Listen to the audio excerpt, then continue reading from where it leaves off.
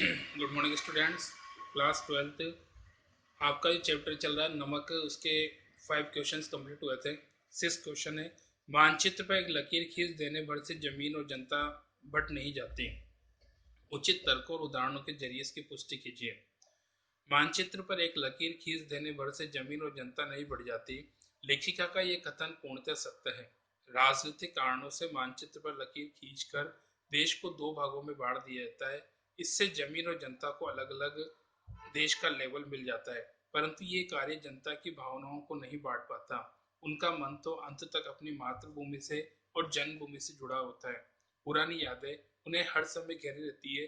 जैसे ही मौका मिलता है वो प्रत्यक्ष रूप से उभर कर सामने आती है। नमक कहानी में भी सिख बीबी लाहौर को नहीं भुला पाती और नमक जैसी साधारण चीज को वहां से लाने की बात कहती है।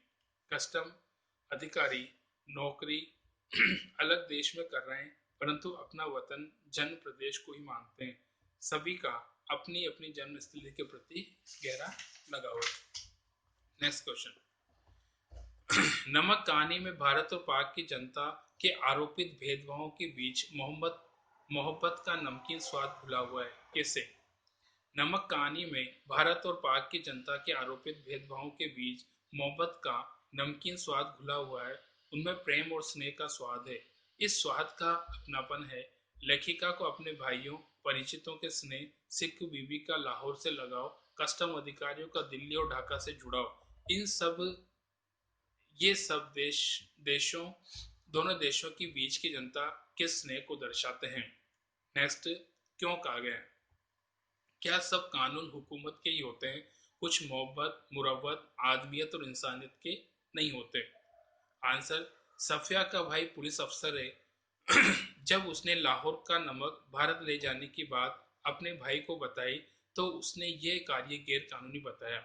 उसने ये भी बताया कि पाकिस्तान और भारत के बीच नमक के व्यापार का प्रतिबिंबित है।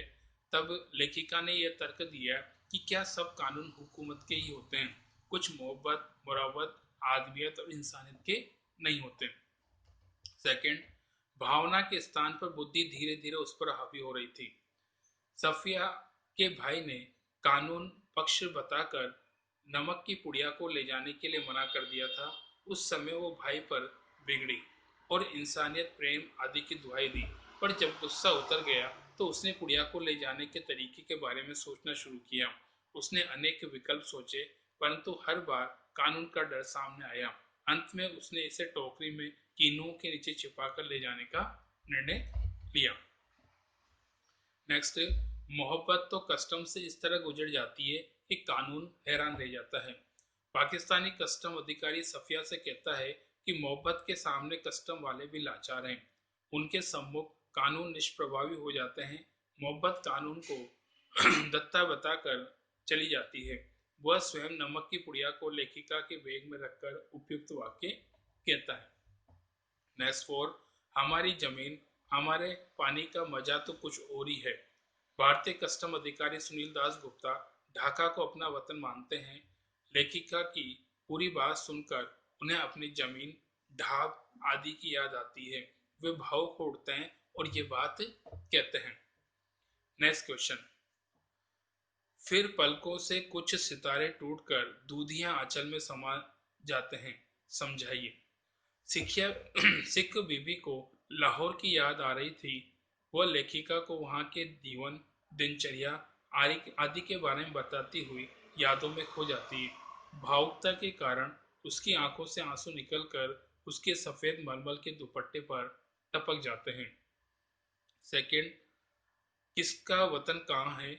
वह जो कस्टम के इस तरफ है या उस तरफ? समझाइए।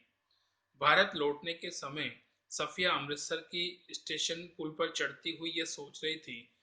सिख बीबी लाहौर को अपना वतन बताती है, पाक कस्टम अफसर दिल्ली को और भारतीय कस्टम अफसर ढाका को अपना वतन बताता है, जबकि ये तीनों ही अलग अलग देशों में रहते हैं। इनका मन अपनी जन्मभूमि में है और उनका कार्यक्षेत्र और निवास अलग अलग क्षेत्र में है। Next question. नमक कहानी में हिंदुस्तान और पाकिस्तान में रहने वाले लोगों की भावनाओं, संवेदनाओं को उभारा गया है। वर्तमान संदर्भ में इन संवेदनाओं की स्थिति को तर्क सहित स्पष्ट कीजिए। आंसर, नमक कहानी में हिंदुस्तान पाकिस्तान में रहने वाले लोगों की भावनाओं संवेदनाओं को उभारा गया है। आज के संदर्भ में स्थिति बदल गई है। वस्तुतः विभाजन के समय की पीढ़ी आज लगभग समाप्त हो गई है। अब उसका स्थान उस पीढ़ी ने ले लिया है जो इसी देश में जन्मी पली और बड़ी हुई है। उनका अपने पिता दादा के जन्म स्थान से लगाव नहीं के बराबर है। उनके जेहन में विभाजन की कड़वी यादें भी नहीं है। अतः अब दोनों देशों के लोगों के बीच भावनात्मक लगाव पहले की तुलना में काफी घट गया है। इसके बावजूद सांस्कृतिक स्तर पर दोनों देशों की एकता को बनाए रखने के प्रयास किए जाते हैं। नेक्स्ट, सफिया की मनस्थिति की को कहानी के एक विशिष्ट संदर्भ में अलग से स्पष्ट किया गया है। आप अगर सफिया की जगह होते तो आपकी मनस्थिति कैसी होती, स्पष्ट कीजिए। अगर मैं सफिया की जगह होता तो मेरी मनस्थिति भी सफिया की तरह ही होती। सफिया लेखिका है, अतः वह अपनी भावनाओं को असाहित्यिक रूप में व्यक्त कर सकी, परंतु मैं सीधे तौर पर अपनी भावनाएं जता देता। मैं सिख बीबी को माँ का दर्जा दे देता। दूसरा, लाहौर से नमक लाने के लिए मैं हर संभव तरीके का प्रयोग करता।